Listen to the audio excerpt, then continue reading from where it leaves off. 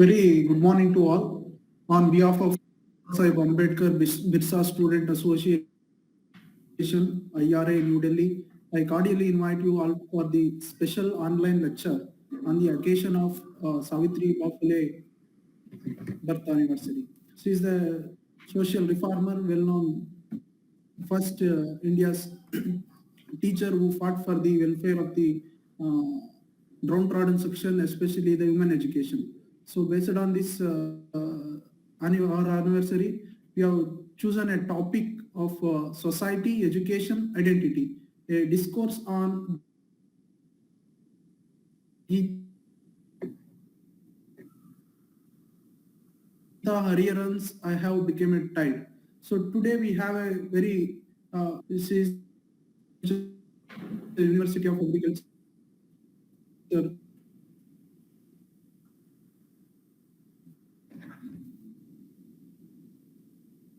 I also cordially welcome all the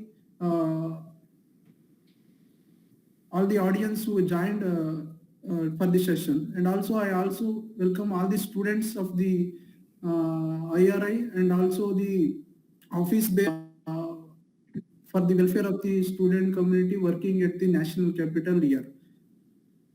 I also welcome the office bearers of the BABSA. And also many faculty members and professors are joined to this session. I also welcome them. A quick bio of the speaker, Dr. Yashaswini P. Assistant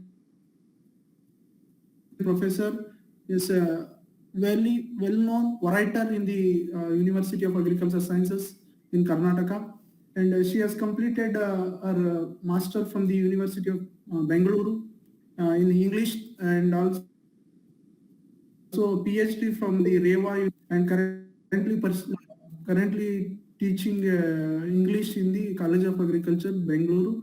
Madam, we are very much delighted and also privileged to welcome you for this session on the very important topic. Thank you, ma'am, and we wish you take this session. Thank you. Thank you very much. That was a very short and brief introduction of mine. Once again, I would like to share my screen so that you can see the slides.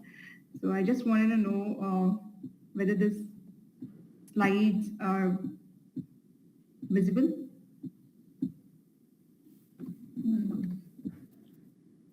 Still no, ma'am. Yes, not it? Not visible, Yeah. ma'am. Not visible. Okay. Not visible, ma'am. Still.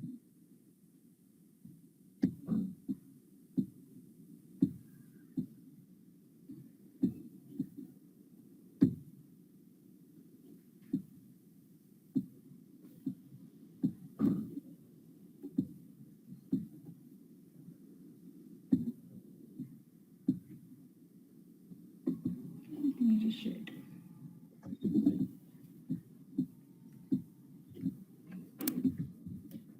Now is that visible? Yes, ma'am. Yes, ma'am. Yeah, Yes, ma'am. thank you very much, and good morning, everybody, ladies and gentlemen, and BABSA extended family, I must say. I congratulate Baba Sahib Ambedkar and BABSA Students Association of IARI for organizing this program on the occasion of birth anniversary of Savitribai Phule. I thank the President Manu for giving me this opportunity in this context. So I would be talking about a novel of Githa Hariharans I Have Become the Tide. So the entire novel, like, it is very close to me, close to my heart. The thing is, I have done my PhD on this particular writer. So this writer is very famous in Indian English literature. So let me talk about the significance of this title, I Have Become the Tide. So the I Have Become the Tide is wherein the title itself talks about how powerful the tide stands despite all the odds of winds and the storms. So the significance of the tide is it's about people who are struggling in this Indian society to make their identity. So this is authored by Githa Hariharan and published in 2019. And the first thing is I would like to give a very brief introduction about Githa Hariharan. Githa Hariharan is a very well-known, famous writer in Indian English literature. Was born in Coimbatore in 1954. Later, she was graduated from Bombay University. Later, she moved to abroad for her master's. She worked there, and then she came back to India, and then became a full-fledged writer. And she is not only a writer, a feminist, and also I must tell you that she is a social activist. She doesn't give only the lip sympathy to the downtrodden people of the society, but also she voices the atrocities and the violence which is happening on them. And she is the first woman who challenged Hindu minority and Guardianship Act as it was discriminatory against women, and she questioned in the court of law against RBI, and then she won the case, in fact, and then that made to change the Hindu Minority and Guardianship Act in 1999. Then she also received Commonwealth Writers Prize for her debut novel, The Thousand Faces of Night. So, and she has written a number of novels as well as the short stories, and she's a very well-known writer wherein I have done my PhD on her works, and I have worked on the themes like myth, society and identity.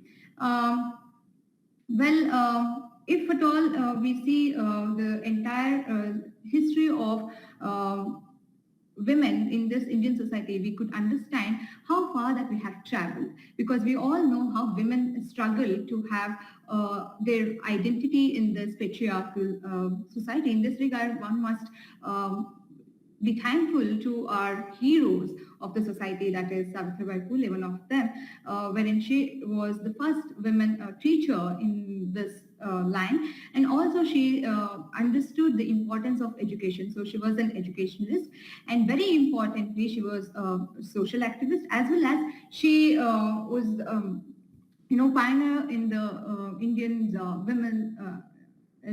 India's feminist movement, and she understood the importance of education, as well as she also knew the future is based on, say, if at all we get education, then only we can become empowered. So women's education was at most needed for the construction of the society in a better way.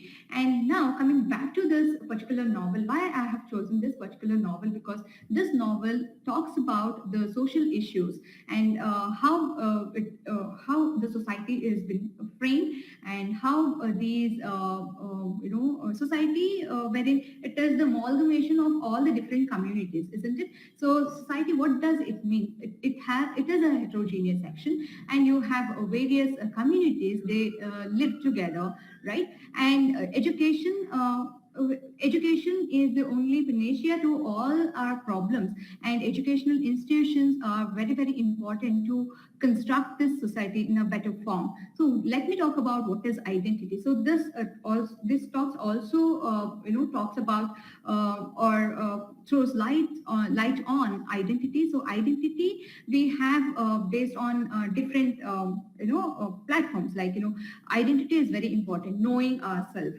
what we are, what are dreams, and what are our aspirations, and how best that we are striving to achieve it. But in that process of achievement, you have lots of obstacles, and this identity is also based on our gender identity, caste identity, and then religious identity, so on. So this particular novel has three narratives. So the first narrative is it is like, it goes past and then takes us to the present, and then from present takes us to the past. So this is a intertwining section of three different narratives, deals with past and present. The first narrative is Chikka, son of Cattle Skinner. So Cattle Skinner, you must be knowing that, which community that it talks about. And then the second point here is Professor Krishna, and then three Dalit students, Asha, Ravi, and Satya, who aspires to become doctors in their by the profession.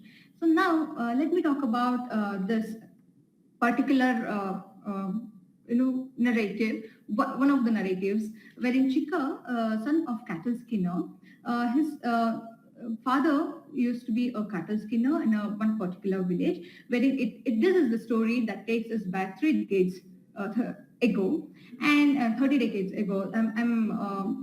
It's almost a century past, wherein he his father was a cattle skinner by his profession, and Chikka never wanted to become the same.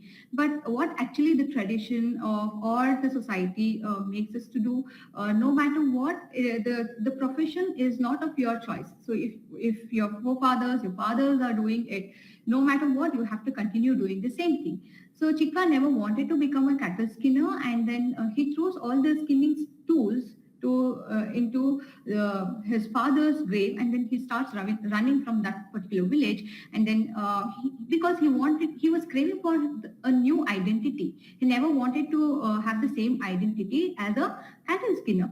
And then he moves to Anandagrama, wherein he becomes a washerman. And then he felt very happy looking at the river, because in that previous village where he was not allowed to touch the ponds of the upper community people. And then when he moved to Anandarama, which is a village which is a casteless society wherein encourages everybody, and there is a social equality. And then he falls in love with a lady, Mahadevi, and then gets married to her. So that is a kind of, that also talks about it, the intercaste marriage back then. And then the second narrative, it is about Professor Krishna, who wants to who involves in the research of knowing about who is the Hindu saint poet Kannadeva. And that is about his research. And then the third point, that is 3 Dalit students, Asha, Ravi, and Satya. This is about the present, contemporary story in the novel. So these 3 aspire to become doctors by their profession, because they never wanted to call as Dalit students. And if at all they achieve something, they wanted to strive very hard to get that social status, so that may change their identity. That was their hope of studying so hard, and then wanted to go for medicine.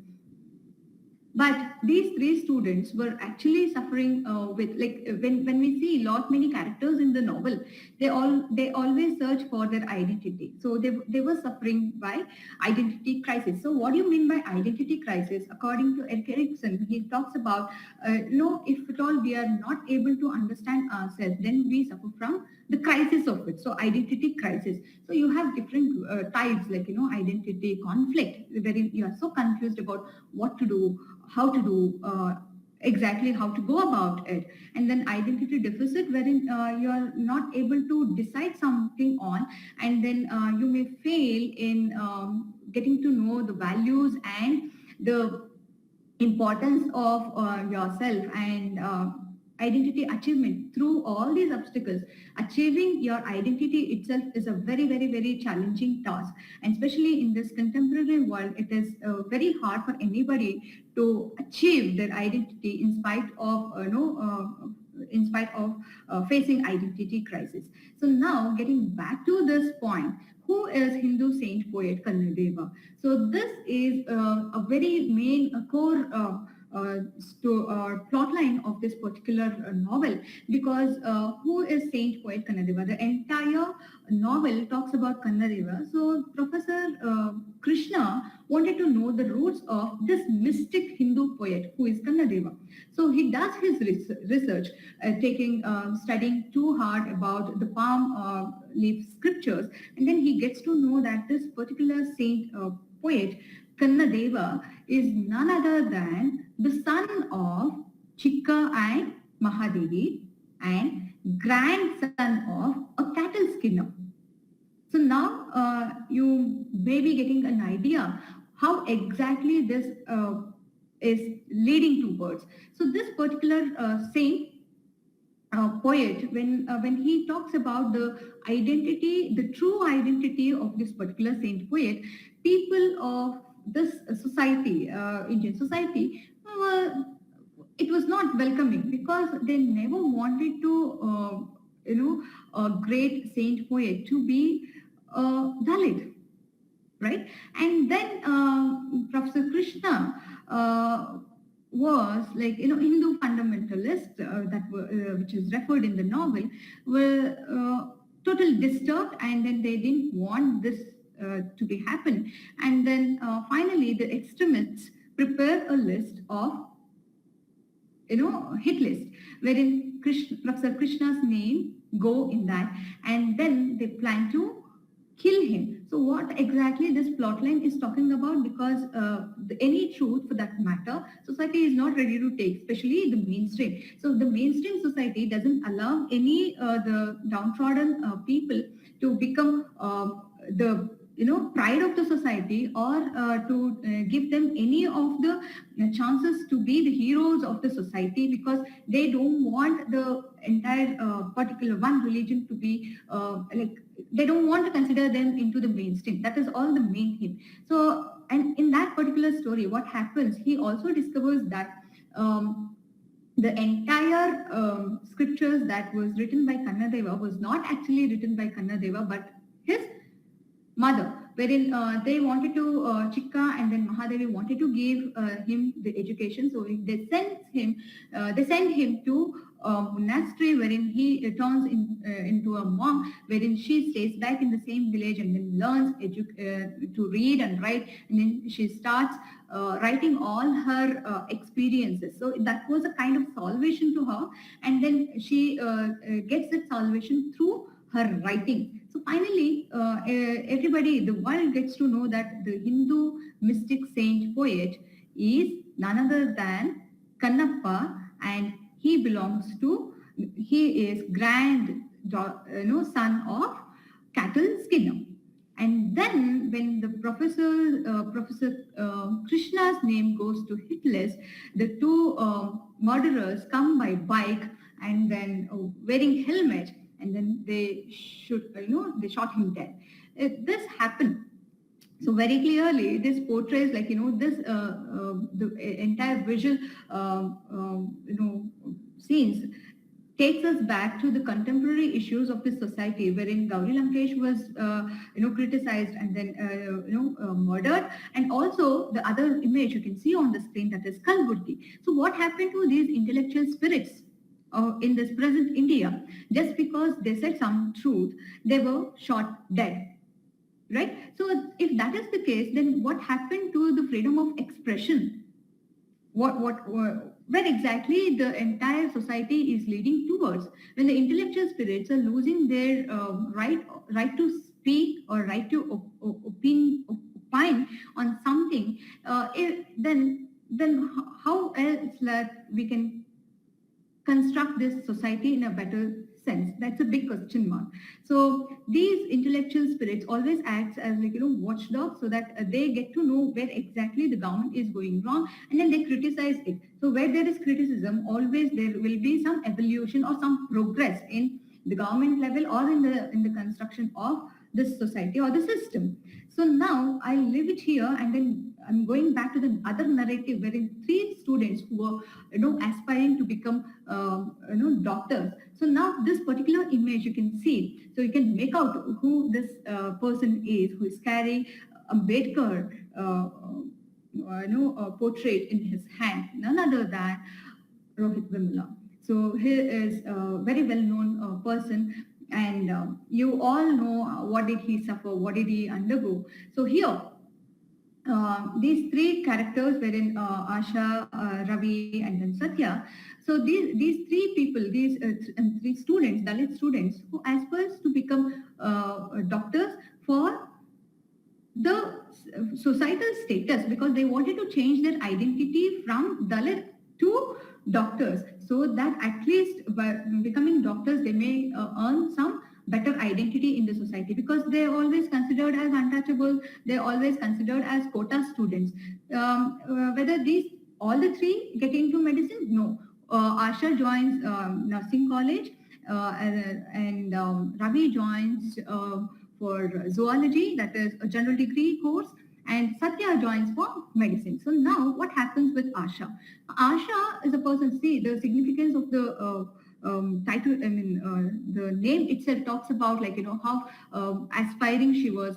She was dreaming for better identity. So when she joins nursing, there also this problem of discrimination happens when she was harassed to some extent, and then she was given only the menial works like cleaning the bedpan or cleaning the toilets and washrooms, just because she belongs to this particular community. This in the same group, other girls would be given to clean kitchen or do bed and give medicines. So, and one of the characters in the story, she says that you belong to this particular community. Serving comes by birth. So what does it mean? This particular community has taken its birth just to serve the upper community classes of the society. So that is what the entire dialogue gives the inner meaning. And then what happened to Ravi? Ravi always was very keen to know about the history of these Dalits. So in this particular college, in his degree college, general degree college, wherein he gets to know that there is an organization that is called as Bhima Shakti, wherein that motivated and then empowered all the students who come from these downtrodden communities. So Professor Senthil, wherein he talks about Dalits and their identity, and then he gets motivated through Dr. Senthil. There, Senthil says in his speech that we have not come here because of someone's kindness, or we have not come here because of God. They have come here because we have right to come here. So that entire dialogue makes this Ravi to become more strong, and then he starts feeling proud about his identity than feeling embarrassed or very having low self-esteem. So then he becomes empowered and through his ideas, and then I was talking about Satya. So now this particular Satya character holds mirror to our we can call Rohit Vimla as a hero, because he has he become an idol to many of us, through his ideas, through his poems. We can understand what did he undergo through his thoughts. So now this Satya, he wanted to become a great doctor, had very good merit, and then what happens? He joins the college, and then he would be studying so hard, but there also he was being humiliated, targeted by the professors. Not only professor called as Dr. Sharma always targets him in the classroom. Though he tells the right answer, he says that he always belittles his answer, and then tells him on his face that from where you people come, taking the seats of meritorious students. And also he says that even though he is present in the classroom, Sharma marks him absent twice in a week and fails him by not giving him the internals. And then when he goes and asks him, he says that, oh, were you present in the classroom? I didn't get to know. Oh, sir, I have answered every question, but still you have not given me the answers. He says that, oh, copying also. So every point, every stage of his education levels, like he was harassed by his own professors, and that in turn reflected on his scholarship, wherein because of attendance shortage he fails in getting the scholarship. So no scholarship, so no living. So these poor students will dependent on these scholarships. So that was a very structured plan by a professor to harass and target him. So when this happened, he becomes very weak emotionally, and then that made him to take extreme step. So what entirely these educational institutions are doing in the society? Educational institutions, in fact, take us towards enlightenment, which I told in the beginning. It's what is education that takes us, adds knowledge to the existing knowledge, and then takes us towards enlightenment, help us to earn wisdom. But here, even in the educational institutions, if the discriminations are so much into its peak, then what happens? Like, how are we constructing this society? That becomes a major question for all of us to think about. So now, educational institutions also part of these discriminations. Then where should these students go? And it is a very existing problem. Probably everybody have faced it. So based on the identity, just because they are the students from coming from that particular community, that we cannot treat them in such manner. So one has to think about it.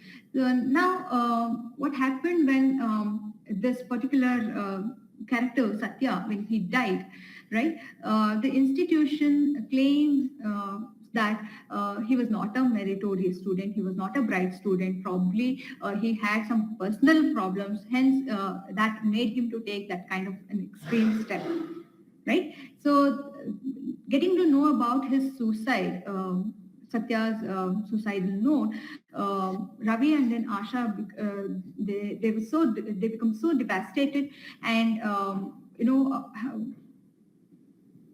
Asha will happen to see his personal blue book, wherein he had written a lot of poems in that, and then he talks about how he suffered a lot mentally. So entire world talks about mental health today, but have we ever looked at these people who crave for new identity and what kind of mental trauma that they undergo? Nobody.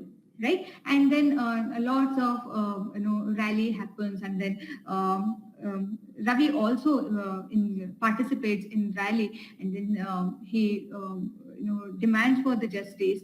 And you all know, like intellectual spirits, intellectual people are being shorted, and we have not got justice yet. And then lot of injustice, which is very much evident, but still we don't have proof to prove it, right? And why we consider Rohit Vemula as a hero? Because through his writings, he talks about how society treated him.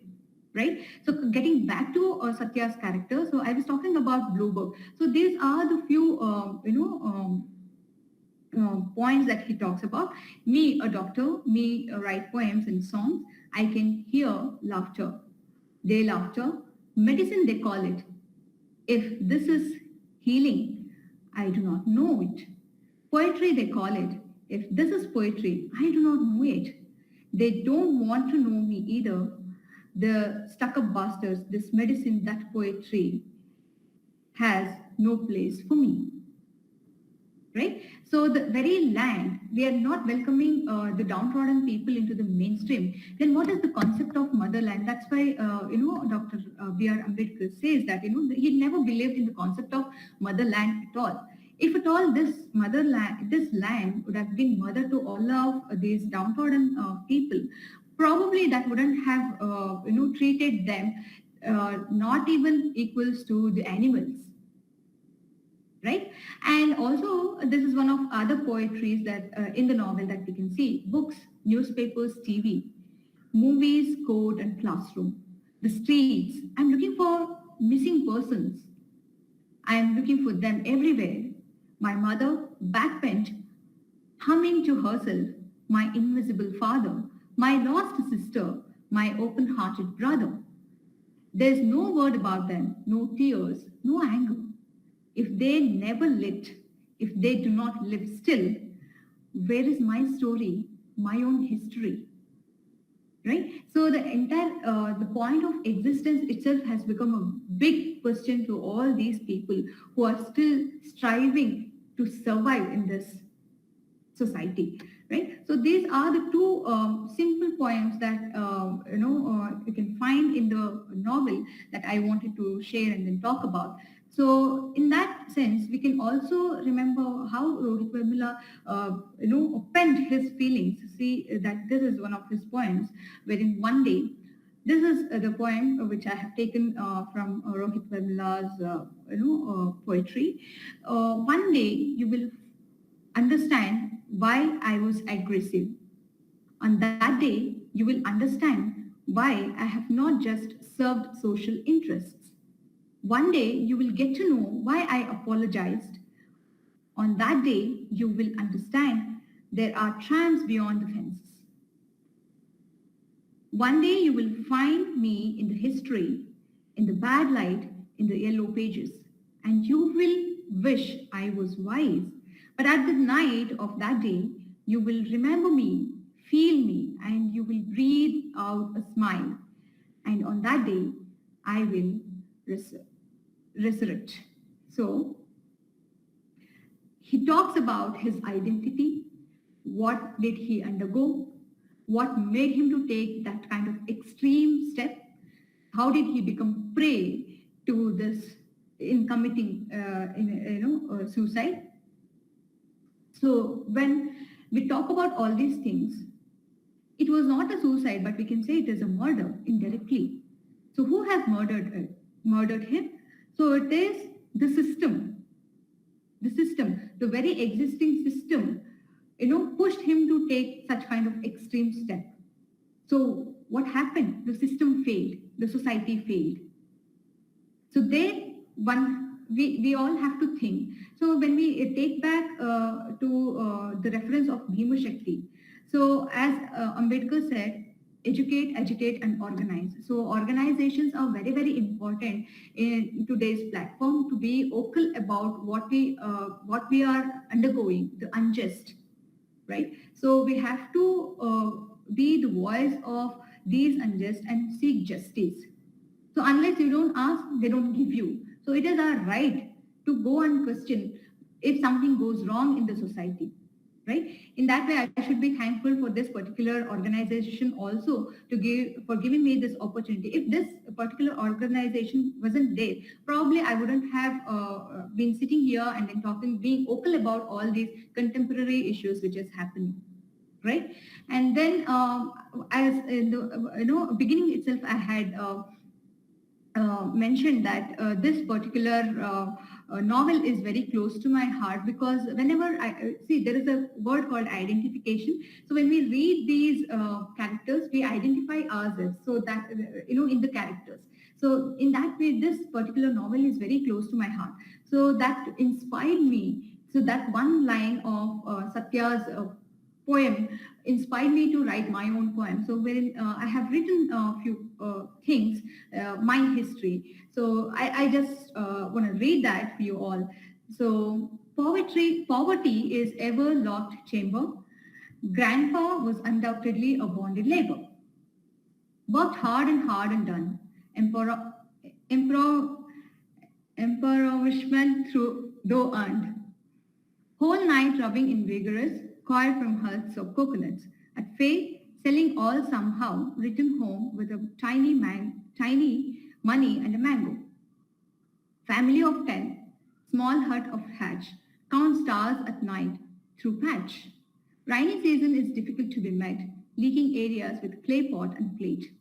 Robust grandma went toil fields, tucked her torn sari at works, clutching knees, singing folk songs of her own. Land she worked on was never her own. Dad's MA degree wasn't easy as rest, must carry dry wood, green twigs from the forest. Education in utter poverty and ignorance, great challenge of one's existence. Transition from one mango to one pintle, yet no social equality at all. Improved economic condition is contra with social distancing of Hindu Rashtra. Where is my story, my history? This is my story and history of misery. Though professor, still Dalit and untouchable. Will the casteless society be imaginable? So this is a very big question of where we stand today. The entire novel, as I told, it takes us to the past, right? A century back, and then again to the present. So back then we were struggling for our identity, and today also we are doing the same thing. So in which direction did the society take us towards? Towards progressive or towards deconstructing the entire concept of identity, right? So in that regard, I always tell like every person from the downtrodden community that existence of one's, I mean, existence of these people in the society is very challenging. It does every day you have to see a lot of challenges in our daily lives. That is like the entire story, the entire, to summarize that, I could say that every day we have a lot of challenges. For example, we strive hard to survive, and then in educational institutions you have institutional discrimination. There you have to strive hard. And then in employment, it is again a big challenge. Everybody talks about reservation, though not understanding the importance of it, because they forget that the untouchability is there, right? But it is so evident, but still it is invisible for the people who deliberately want to just not to focus on it. And in that sense, uh, the survival, the question of survival itself is very challenging. And 80% of Dalit women have, they don't survive, they don't question, or they don't think about gender equality, but they strive hard for the basic thing, that is to get, that is to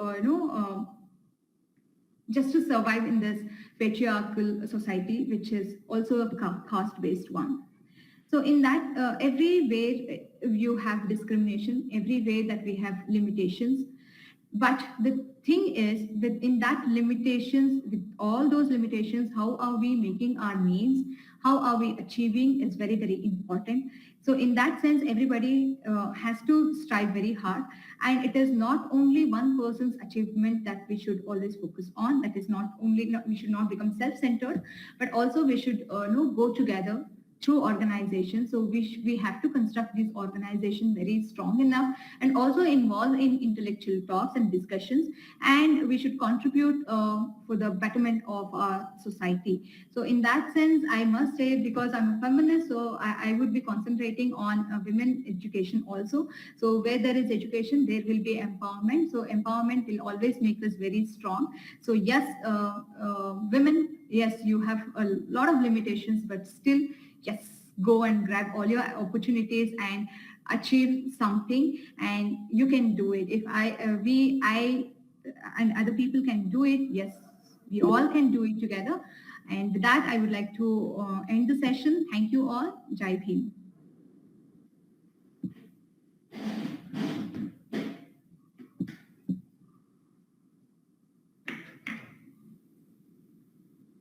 Thank you very much. Actually, you have integrated the, the the characteristics of the novel with the contemporary world.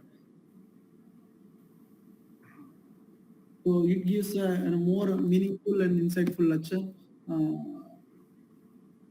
What our constitution will say of Article 19 and 21, like right life. So that has been integrated today's lecture. It is a wonderful session, ma'am. BABSA will be very grateful to you for a insightful lecture, and also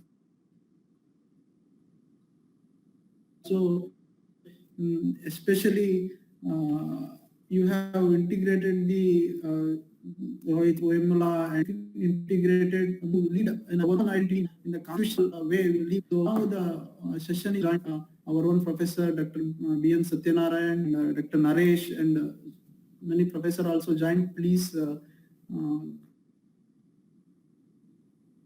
contribute and speak on this occasion also. I hope the session will answer also. Thank you. Yeah, thank you. Yes, the session is open for QA. So any discussions? So any questions? You can ask me. I'll try to answer. Sir, please, sir. Satyanarayan sir, right? Satyanarayan sir, yes sir.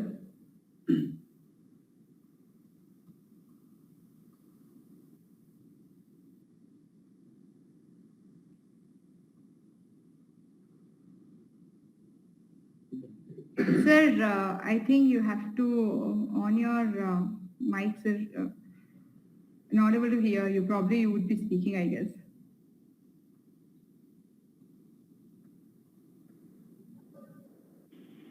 Yes, sir. Yes. I'm audible now? Yes, sir. Yes, yes, sir. Okay. Thank you, Dr. Yashaswini, Thank you, for sir. an extraordinary talk, and especially on identity. And you have created an identity by yourself, by your actions as a professor, and by your reactions through poetry, and by your a kind of grit in trying to get into people's heart by talking to them, Thank you, sir. by expressing your thoughts. And I would only wish all those people who have come there for the meeting only have to imbibe the quality of expressing themselves at any cost. At any cost. You may be whatever you are. Maybe you're a rickshaw puller or a driver. Maybe you're a professor, or maybe you're a person who is a seller on the street. You can create an identity by expressing yourself and trying to say, I don't have any fear, and trying to tell yourself that I am this person, and this country is mine, and I have a right like anybody else, and stand up for it. And all the education which we are getting, and maybe not as good as anybody others would get, as Dr. Ambedkar put it, you have to become what you are. You have to stand up for your rights. If you don't, nobody can help you. So do not wait for a Messiah, as Ambedkar said. You are a Messiah yourself. So thank you, and I was looking forward to your talk. And because we haven't spoken for more than two months, Yes, sir. and I know that you're going to, I know that you're going to be rocking, and I wish you give so many thoughts. Thank You you, have sir. that fire in you to be talking. But when we meet next time, I would give some tips on organizing much better. You could do much better. Thank you, You sir. have something in you which you have to be throwing out from your system. You have to become much more open. And I give you an advice that because I am that, be more creative in whatever you want to talk. Talking is also a drama, a theater. Yes, sir. Don't forget it. Thank you, sir. And thank you so much. Thank you for the organizers. And it was fun for me to have interacted with you. And all the best for everybody. So probably I would try to meet Yashaswini on Monday. Thank you, to sir. sit and have a coffee. Thank you, sir. Thank Thank you. Bye. Bye, sir. Thank you, sir. Thank you.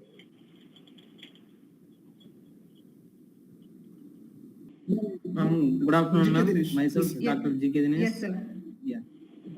Myself, Dr. G.K. Dinesh. I have completed my PhD from Indian Agricultural Research Institute. Hello, sir. And I am one of the founding member and former General Secretary of BABSA. That's great, sir. I would like to congratulate and thanks for giving this wonderful lecture. And it was like a eye-opener to many of the beginner level Thank people. you. So it was really wonderful and really Thank you good. so much, sir. Thank you. And I would like to give one appeal, Yes, sir. ma'am. Like we are continuously using the word like upper caste, Yes, sir. and lower caste also. Yeah.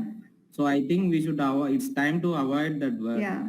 We should use as forward caste Okay. or downtrodden people instead of upper caste Yeah. and lower caste. Yeah. That's great. Because That's if a you are, great suggestion from your end. yeah, That definitely I welcome that. Thank you very much. yeah, ma'am. Yeah. If you are using that upper caste word, we are psychologically thinking that We are they lower. are the only upper, like Yeah. that it is Yeah. coming. And we are actually awareness. We are not in any Varna system. Yeah. So we are Exactly. proud in that. We should be proud in that. Yes. Exactly. Yeah. So, Thank you, sir. Yashaswini, in that case, you have to Yes, sir. probably, whatever, he was right. So you Yes. could Yes. He probably was right. say, He was right. yeah, you could probably say the so-called. Yeah. You use a prefix called the so-called upper caste, a so-called Yes. lower caste. That would add Yeah. much meaning than a forward Yes, caste exactly. again. They're not forward Yes. just because they've gone ahead. And Yeah. mentally they may not be forward. Okay, it's the money Yeah. power. It's the society Yeah. which puts them on a pedal. The society, in your own novel which you are referring, the professor puts the student down, even though he was much brighter than others. Yes. So in that way, you have to be called the so-called professor, etc., Yeah. etc. So that has to be added. That Yes, shows yes, you have a disdain for those kind of people. So Yes, that makes your talk much more, enjoyable by ordinary, common people around. Exactly. Thank you. Sir. Thank you, sir. Thank you. Thank you, ma'am. Thank you. So Thank much. you, Dinesh. Thank you. Thank you. Thank you. And I would like to convey my thanks to BABSA for organizing this wonderful lecture. Thank you, BABSA committee members. Thank you. Chaitanya has raised her hand. Like I think she has a question. Yes, ma'am. Yes. Good afternoon. Good It's afternoon, already Chaitanya. 12. Yeah, I know. So the lecture was very wonderful. Thank and you, it was very Chaitanya. informative also. Thank you so much. And I request you to give some inputs regarding various books which you can refer other than this one which you quoted today. Okay. So I suggest you people to please read Githa Hariharan novels because she not only gives the lip sympathy towards these downtrodden people, but also she is actively participating as a social activist. Wherein when you read her set of novels, she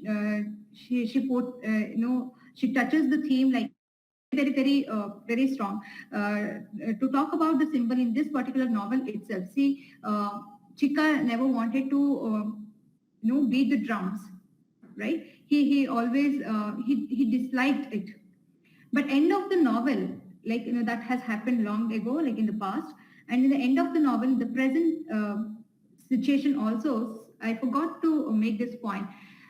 Ravi holds the drums back, beating so hard, and in the rally to ask to seek the justice, right? So her the way that she brings up the symbols also very powerful, and Ravi's beating drum, it's like his beating heartbeats can be compared to, and you can read Times of Siege and fugitive histories, fugitive